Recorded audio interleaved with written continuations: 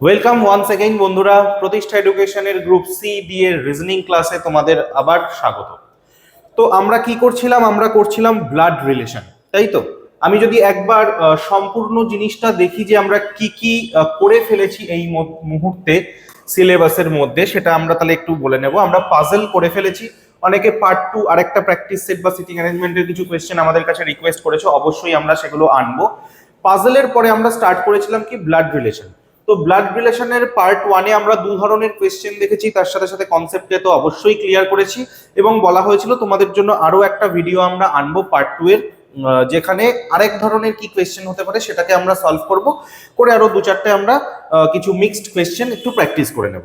তো সেটারই আজকে পার্ট 2, অর্থাৎ ব্লাড রিলেশনেরই আজকে পার্ট 2 ভিডিও। তো পার্ট 2 ভিডিও আর সময় নষ্ট না করে আমি এক্ষুনি স্টার্ট করছি তোমাদের জন্য, কেমন? তো দেখো, আমরা পার্ট 1-এ যে কোয়েশ্চেন গুলো করেছিলাম আমি দেখেই বুঝতে পারছি যে এইটা তার থেকে একটু আলাদা। কারণ কি, এখানে প্লাস, স্টার মার্কস, মাইনাস, তারপর এই টাইপের কিছু সিম্বল আমরা দেখতে পাচ্ছি, তাই তো? তো এই সিম্বল দিয়ে আমাদেরকে কিছু কোয়েশ্চেন দিয়েছে। এই যে এই টাইপের কোয়েশ্চেন গুলো, এগুলোকে তোমরা বলতে পারো কি কোডেড ব্লাড রিলেশন। ঠিক আছে? কেন কোডেড ব্লাড রিলেশন বলছি? কারণ যেহেতু ডাইরেক্ট আমাকে সম্পর্ক দিয়ে দেয়নি। দেখো এখানে কি বলেছে, P plus Q. P plus Q এর অর্থ কি বলেছে? পি হলো কিউ এর বাবা। এটার মানে কি, প্লাস মানে বলছে, প্লাস মানে কি হবে? বাবা হবে। ঠিক আছে? প্লাস মানে ফাদার হবে। তো এই টাইপের দেখো এইখানে আবার স্টার মার্কস মানে কি বলছে? ভাই হবে। পি স্টার কিউ মানে হচ্ছে পি হলো কিউ এর ভাই। তো এইরকম কোড দিয়ে দিয়েছে। ঠিক আছে? তাহলে এইগুলোকে কি করে সলভ করতে লাগবে, এইগুলোর উত্তর কি করে বেরোবে, আজকের ক্লাসে মেনলি আমরা এই জিনিসগুলোই কিন্তু শিখবো।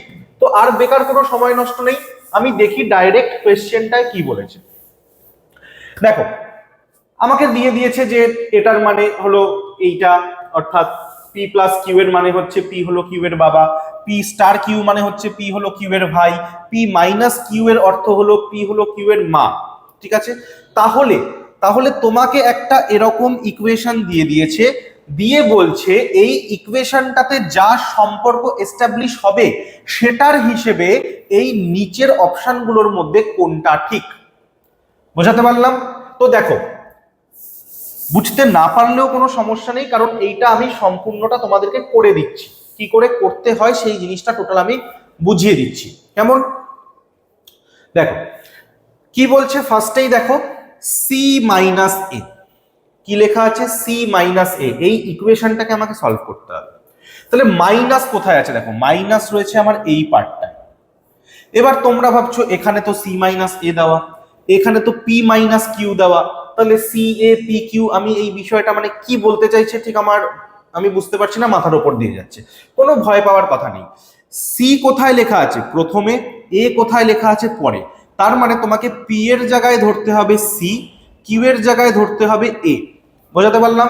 আরো ক্লিয়ারলি লিখে দিচ্ছি, দেখো পি এর জায়গায় ধরতে হবে হচ্ছে সি, কিউ এর জায়গায় ধরতে হবে হচ্ছে এ। তাহলেই কি হয়ে গেল, জিনিসটা সি মাইনাস এ হয়ে গেল। এবার এখানেও সেম, তুমি পি এর জায়গায় সি কে ধরো, কিউ এর জায়গায় এ কে ধরো। ঠিক আছে? তাহলে কি হচ্ছে এইখানে? দেখো আলটিমেটলি কি দাঁড়ালো, সি হলো এর মা। সি হচ্ছে এর মা। তাহলে সি কে এর মা করতে গেলে কি করে আঁকতে হয় তোমাকে আমরা শিখিয়েছিলাম ভিডিও 1-এ, পার্ট 1-এ। তাহলে সি মা, তার মানে কি সি হচ্ছে ফিমেল, ফিমেল হলে কি করে দেব? সার্কেল করে দেব। আর সি যদি মা হয় তার মানে এর যে সন্তান তার নাম হচ্ছে কি? তার নাম হচ্ছে এ। তাহলে জেনারেশন নামে কি করে? এরকম অ্যারো সাইন দিয়ে বলেছিলাম, তাহলে সেটাও নেমে গেল। পরবর্তীতে কি বলছে দেখো, তারপরে এই যে সি মাইনাস এ, এটা তো আমার হয়ে গেল। তারপরে কি রয়েছে? তারপরে রয়েছে দেখো এ প্লাস বি, এর সাথে প্লাস দিয়ে আবার বি দেওয়া রয়েছে। তাহলে সি মাইনাস এ কে আমি এঁকে ফেললাম, এবার আমার কাকে আঁকতে হবে? এবার আঁকতে হবে এ প্লাস বি কে। তাহলে প্লাস কোথায় রয়েছে? প্লাস রয়েছে এখানে। প্রথমে কে রয়েছে? প্রথমে এ রয়েছে, তারপরে কে রয়েছে? তারপরে বি রয়েছে। তার মানে প্রথমে পি এর জায়গায় আমি ধরবো এ, কিউ এর জায়গায় আমি ধরবো বি। তাহলে ঠিক একইভাবে পি মানে আমি কি লিখলাম? এ লিখলাম। কিউ মানে আমি কি লিখলাম? বি লিখলাম। তাহলে এবার তুমি লাইনটাকে পড়ো, কি বলছে? এ হলো বি এর বাবা, তাহলে এ বলছে বাবা, তার মানে কি এ ছেলে হয়ে যাবে। এ কার বাবা? বি এর বাবা, তার মানে এর সন্তানকে বি, বি এর বাবা দেখো এ হয়ে গেল। তাহলে যখনই আমি এই স্টেপটুকু করে নিলাম, তার মানে এই যে আমাকে স্টেটমেন্টটা দিয়েছিল সি মাইনাস এ প্লাস বি, এইটা পুরোপুরি আমার আঁকা কমপ্লিট হয়ে গেল। ঠিক আছে, এইবার তোমার কাছে এই চারটে অপশনের মধ্যে থেকে এই আঁকাটার হিসেবে কোনটা ঠিক কোনটা ভুল বলতে হবে। দেখো প্রথম অপশন তোমাকে কি বলেছিল, কি বলেছে?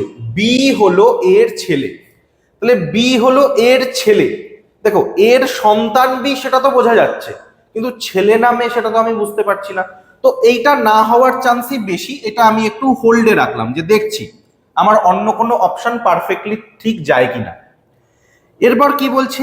এ হলো সি এর ছেলে, তাহলে দেখো এ কি হচ্ছে, এ এখানে সি এর ছেলে হয়ে গেল, এই যে সি তার ছেলে হয়ে গেল হচ্ছে এ। বোঝাতে পারলাম? তার মানে এই যে দু নম্বরটা একদম ঠিক হয়ে গেল। দেখো এ ছেলে হয়েছে কার? সি এর ছেলে হয়েছে। বোঝা গেছে?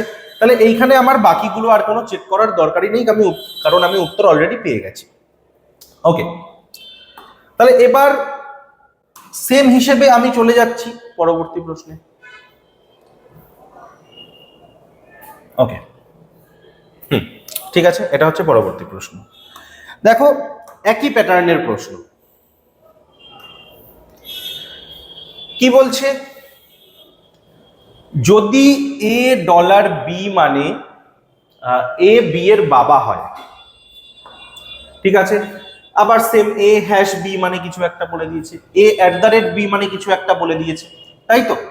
তাহলে নিচের কোন সংকেতের অর্থ হলো এম হলো এন এর ঠাকুমা? মানে আগেরটায় কি ছিল? আগেরটায় ছিল হচ্ছে তোমাকে একটা স্টেটমেন্ট দিয়ে দিয়েছিল, এবার সেই ইকুয়েশনটাকে তুমি সলভ করে একটা ডায়াগ্রাম আঁকলে, এবার সেই ডায়াগ্রামটা থেকে তুমি একটা উত্তর দিয়ে দিলে। কিন্তু এখানে তোমাকে ডাইরেক্ট প্রশ্নেই প্রথমে ইকুয়েশন সলভ করতে এরকম দেয়নি। এইটাই কি বলেছে? এইটাই বলে দিয়েছে যে তোমার এই সম্পর্কটাই যে এম হচ্ছে ঠাকুমা হবে কার? এন এর। তার মানে কি, ধরো এন এখানে থাকবে, তার ওপরে তার বাবা মা এরকম কিছু একটা থাকবে, তার ওপরে হচ্ছে এম থাকবে, যে কিনা কি হলো? এন এর ঠাকুমা হলো।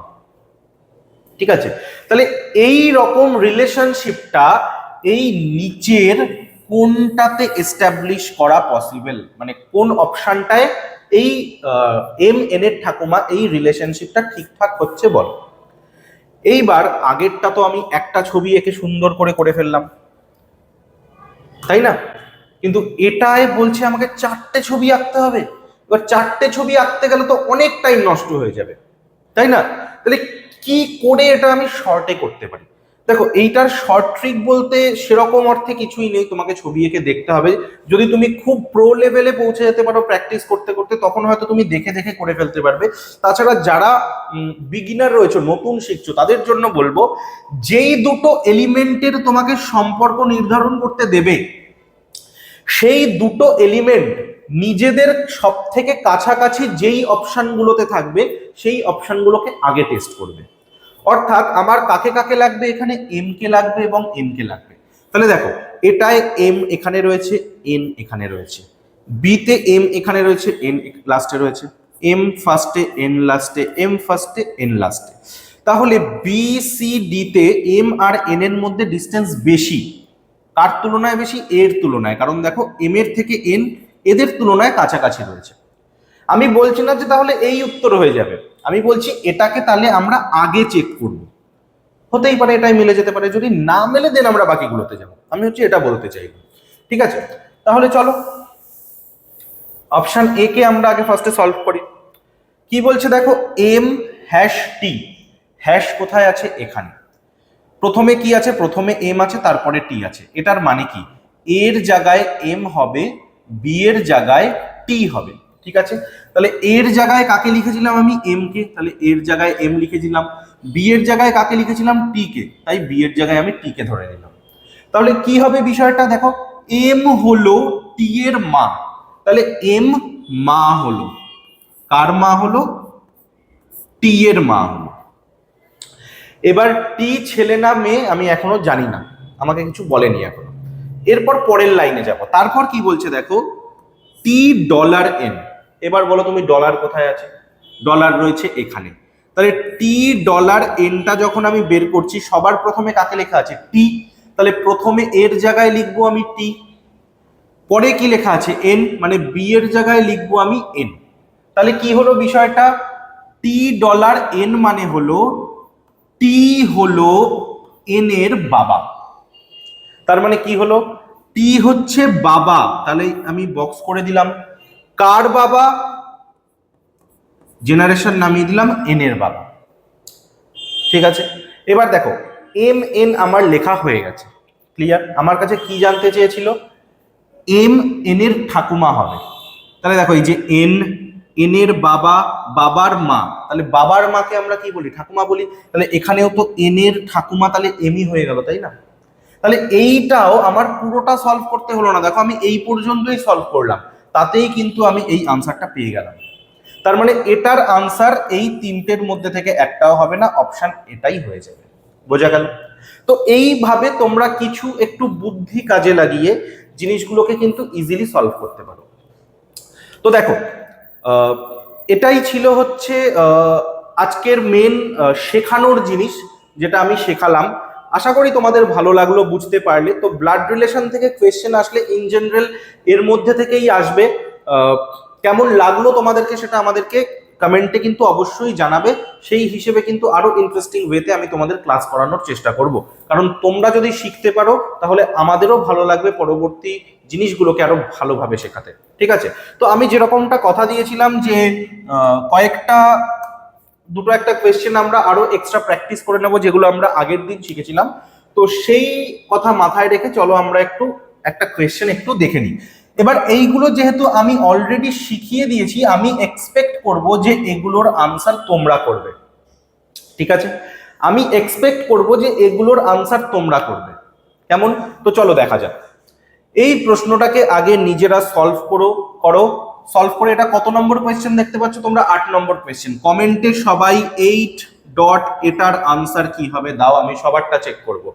আশা করি কেউ কোনো ভুল করবে না, কারণ প্রচুর প্র্যাকটিস করানো হয়েছে এই টাইপের কোয়েশ্চেন। আশা করি ঠিক হবে। তো চলো ঝপঝপ উত্তরটা দিয়ে দাও। এবার আমি এটার সলিউশন করা স্টার্ট করছি। কি বলছে দেখো, মঞ্চের উপর এক ব্যক্তিকে দেখিয়ে রাশি বলল। তাহলে ক্যারেক্টার কি কি আছে? একজন ব্যক্তি আছে।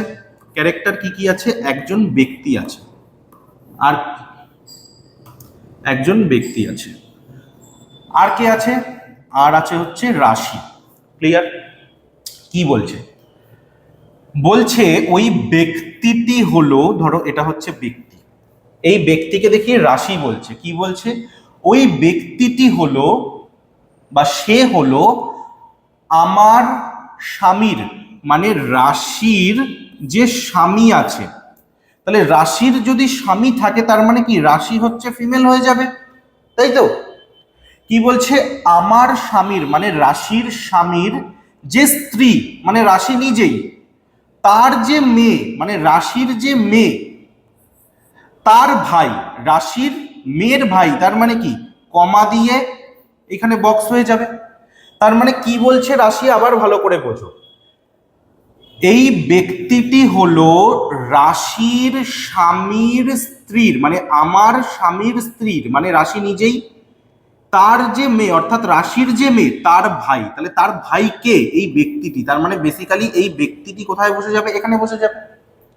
আবারও বলছি, আমার স্বামীর স্ত্রী মানে রাশি নিচে, তার যে মেয়ে মানে রাশির মেয়ে, তার যে ভাই, সেই হচ্ছে ওই ব্যক্তি। তাহলে এই ভাইয়ের পজিশনে আমি ওই ব্যক্তিটিকে বসিয়ে দিলাম। ক্লিয়ার? এবার কি বলছে? মঞ্চের উপরের ব্যক্তি রাশির কে হয়? তাহলে এই ব্যক্তি রাশির কে হলো? রাশির ছেলে হলো। তাহলে অপশন এ ছেলে হয়ে যাবে আমাদের এখানে ঠিক উত্তর। একদম সিম্পল, প্রচুর প্র্যাকটিস করেছো তোমরা। ওকে, আচ্ছা, এইবার আমি আরেকটা তোমাদেরকে কাজ দেব, সেটা হচ্ছে এরপরে আরেকটা প্রশ্ন আছে। এই প্রশ্নটা আমি সলভই করে দেব না, এই প্রশ্নটা টোটালটাই আমি ছেড়ে দিলাম তোমাদের উপরে। ঠিক আছে? এই প্রশ্নটা টোটালটাই আমি ছেড়ে দিলাম তোমার উপরে, তোমাদের উপরে। এক সেকেন্ড দাঁড়াও। 9 নম্বর প্রশ্ন।